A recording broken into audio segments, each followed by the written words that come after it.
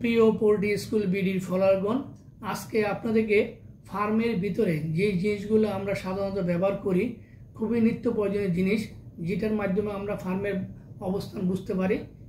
যেমন যে জিনিসগুলো আমরা সবসময় কাজে লাগে, সেই জিনিসগুলো কি কি এবং এগুলোর কাজ কি আপনাকে দেখাচ্ছি। এই যে দেখুন, এটা হলো একটা স্পিড মিটার। এই স্পিড মিটারের মাধ্যমে আমি ঘরের ভিতরে কত ভেন্টিলেশন আছে সেটা আমরা দেখতে পারবো। এটি খুবই জরুরি দরকার।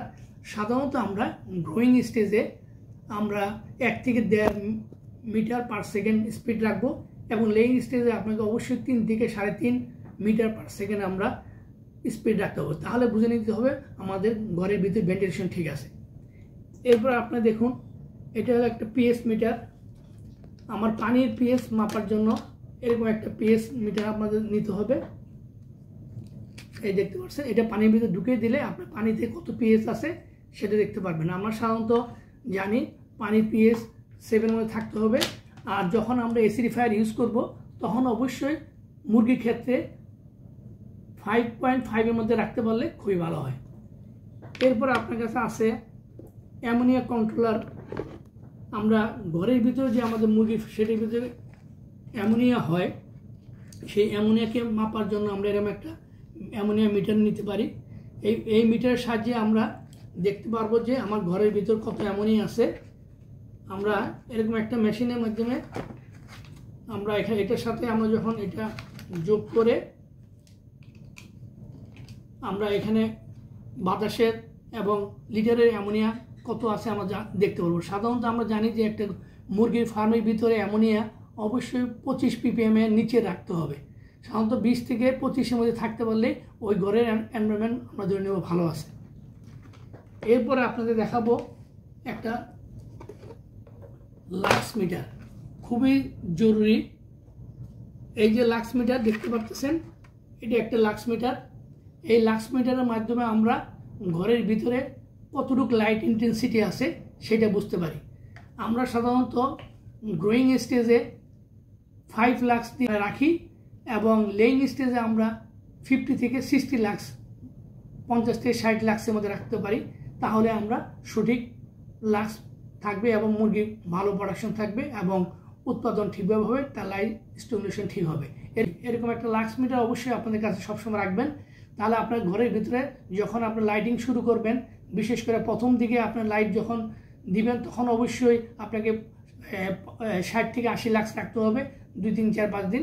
এরপরে আপনাকে 3য় সপ্তাহ পর থেকে আপনি কমিয়ে এনে মানে গ্রোয়িং স্টেজে আপনি 5 লাক্স রাখবেন এবং আপনার যখন লেইং পিরিয়ড আসবেন তখন অবশ্যই 60 লাক্সের মধ্যে আপনি আনার চেষ্টা করবেন।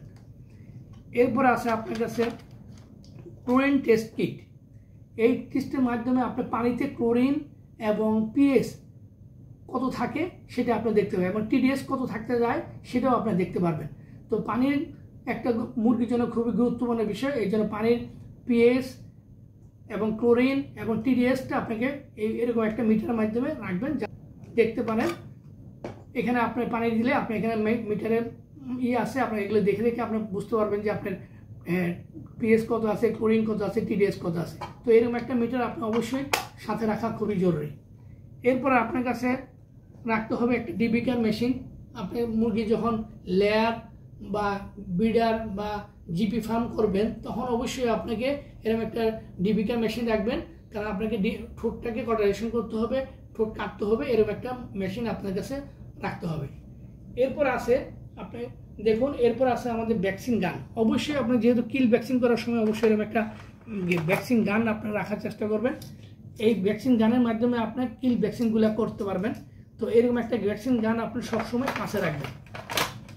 এছাড়া আপনি একটা হাইগ্রোমিটার রাখবেন।